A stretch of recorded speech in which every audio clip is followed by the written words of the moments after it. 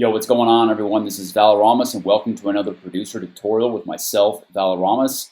And in today's tutorial, I'd like to discuss a little bit about how to program progressive house orchestral drum buildups via snare drums. So in this tutorial right here, you can see that I have a basic arrangement from verse 1 to a breakdown to an 8-bar buildup and then to a 16-bar drop. This is a common arrangement for the first half of progressive house songs. And in the buildup section, you normally have these snare drum buildups. Now, there are several ways to do this. One way is through the use of a regular EDM snare or a tight snare drum. And many artists will use a standard rhythm on this snare drum, which is 4 to the floor, the first 4 bars of that 8-bar buildup. And then it doubles in time for the next 2 bars. So from bar 5 to the end of bar 6 or start of bar 7. You'll have 8 snare drum hits per bar, 16 snare drum hits for the entirety of those 2 bars. So we're looking at bar 53 or 55 right here. And then it will double in time again. So then you'll have 16 hits. See how tight this really gets. You have 4 snare drum hits for every beat. And then the last bar of the buildup can either be empty or you can continue to increase the speed of these snare drum hits as you go into the drop.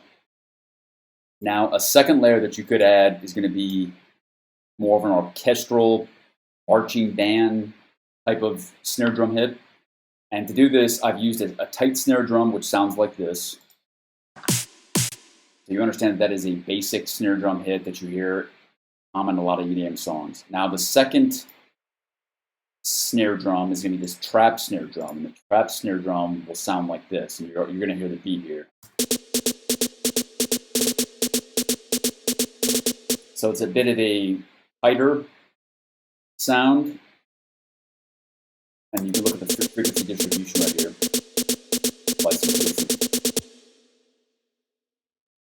But you notice that the peak moments in the low end are between 250 and 450 hertz. And then you have this high range right here. Whereas in the tight EDM snare drum hit, it's slightly different. You're going to have, like, it's a meteor hit around 100 to 200 hertz. You can see that right there. The orchestral snare drum is a bit of a looser distribution of frequencies, and it's thinner in the low end, but it adds this extra movement to your track if you program movement of the snare drum into your overall build-up section.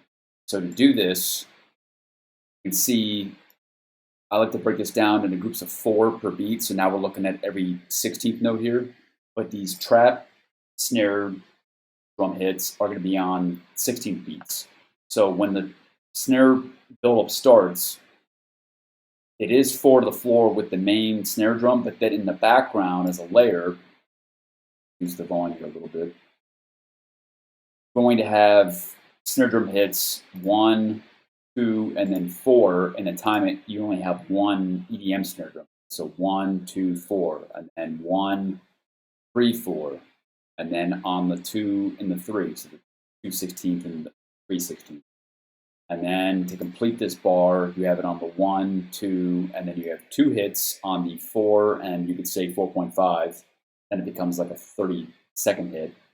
But you're having 3 snare drum hits for every beat or every quarter bar, and then you have 4 drum hits with this trap snare to close that first bar. And then you can copy and paste this. And then as you get to bar number 5, this can increase in tempo. So now what you're doing here is every quarter bar or every beat, of course, you're having 2 EDM snare drums, and then you're going to have 30-second notes. So 1, 2. And then you have 1 right here on the 2/16, 1 here on the 3/16, and then 1 here on the 4/16. So now instead of 3, you actually have 5. And then on the second beat or quarter bar, you have 4. and then you have 5 right here.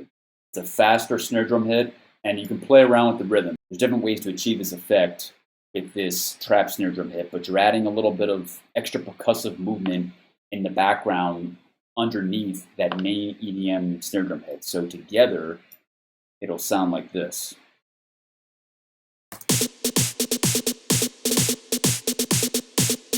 This is the first 4 bars, and then it's going to increase in speed at bar 5, increase in speed. And then increase in speed again at bar 7, into bar 8, and then into the drop. So I hope this was helpful. I hope you learned something here. And of course, we could do some processing as well. I usually like to use the capitator after I use an EQ plugin. Just do this right here. Add some capitator, which is saturation. Right here.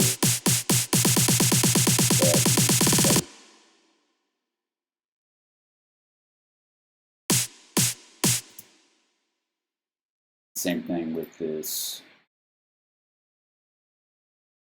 trap snare drum. Let's do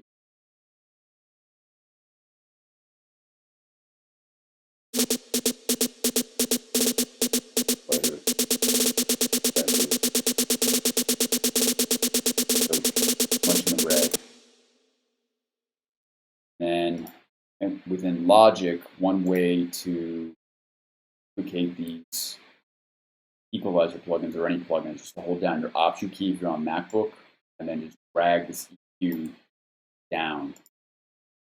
That's how you can add extra EQ. Because I'm always nervous of every time I add another plugin, such as a compressor or a saturator, you're going to add extra low frequencies. You want to remove those low frequencies, otherwise that will clutter up your mix. You want to be very particular with the low end mixes. You don't add extra frequencies not necessary that can interfere with the kick and bass, which is the holy grail of dance music. There you have it. That is my quick tutorial on writing orchestral progressive house drum build-ups. If you have any other questions, please leave those in the comments below, and I'll see you in the next video. Cause